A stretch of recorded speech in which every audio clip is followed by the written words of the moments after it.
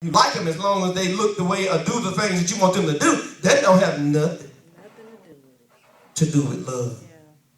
Stories like Romeo and Juliet. Anybody ever heard of them? Amen. Cleopatra and Mark Antony. Did I catch somebody right there? Maybe if I missed y'all on those. What about Hosea and Gomer? All right.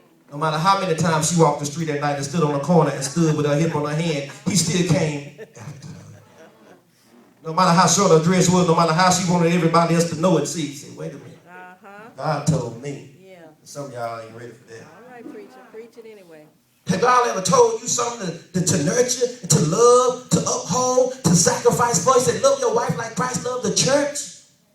He just on a friend level with us. He said, there's no greater love than this. Now we know he's our father, but he also said, I'm your friend.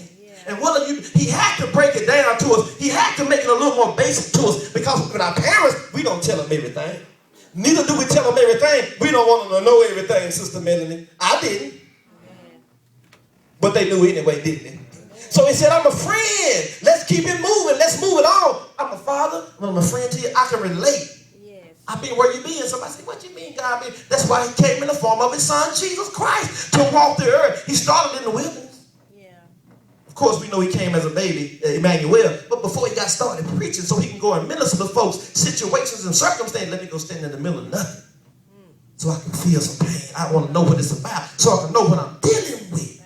A lot of times, in order for us to be successful, and God already knows what's ahead of us and what lies ahead of us, he puts us in a position so we can learn how to deal with our circumstances and situations. We just never finish the class sometimes.